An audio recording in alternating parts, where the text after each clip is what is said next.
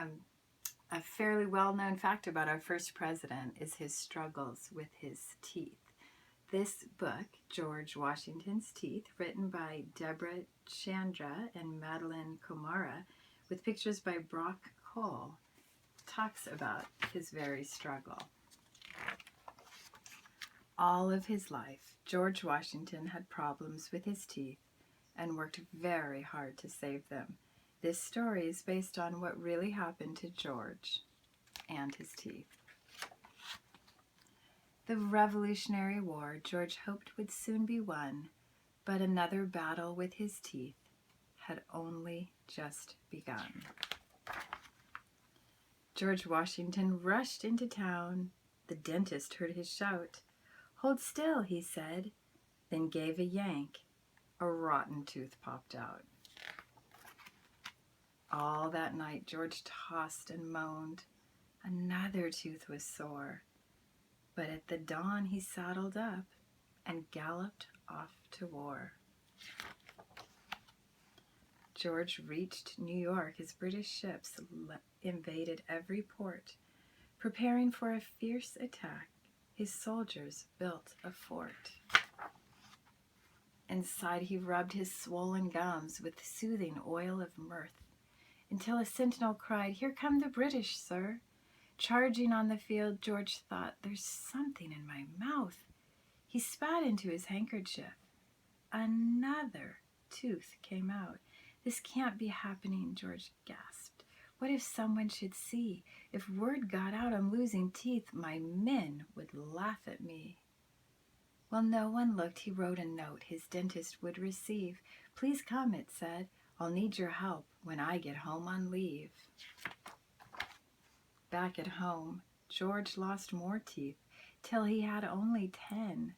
"Oh, Martha dear," George cried, "I fear I'll never eat again." She fed him mush and pickled tripe. But when guests came to dine, he sneaked one of his favorite nuts. Then he had only 9. George crossed the icy Delaware with 9 teeth in his mouth. In that cold and pitchy dark, 2 more teeth came out. Snow fell on George at Valley Forge. His blue coat hung in tatters. By then, he'd only 7 teeth that couldn't even chatter.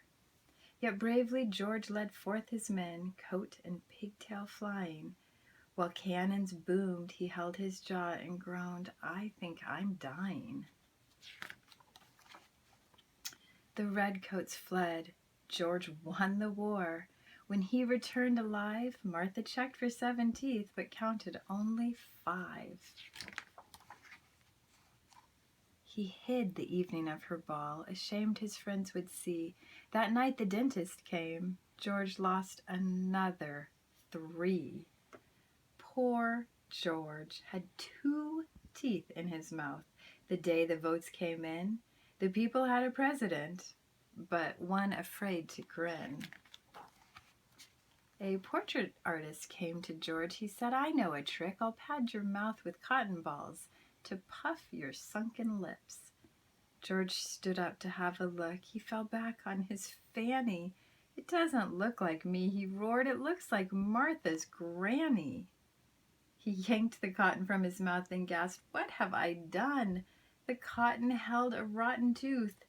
Now George had only 1.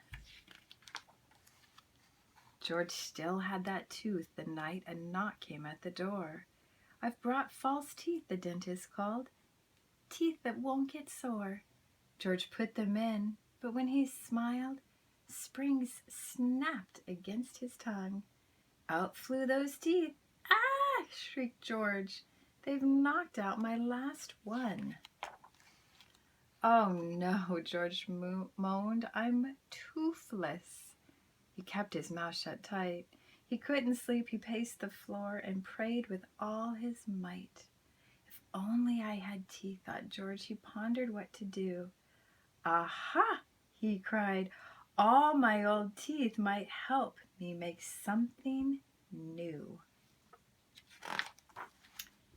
He searched Mount Vernon's bedchambers, the pantry, parlors, halls, through shelves, desk drawers, and the musty floor of every horse's stall. George found no teeth. Alas, they're gone. A great sob shook his shoulders. Through tears he peered in one last chest, leaped up and yelled, "My molars!" With plaster and those teeth he found, George poured a sample mold that showed the dentist how to make false teeth George hoped would hold. The dentist took strong hippo tusk and carved a set to size, each tooth secured with screws of gold that lit up George's eyes. Can you guess the story's end? Those new teeth fit just right, and round the ballroom with his friends George danced all through the night.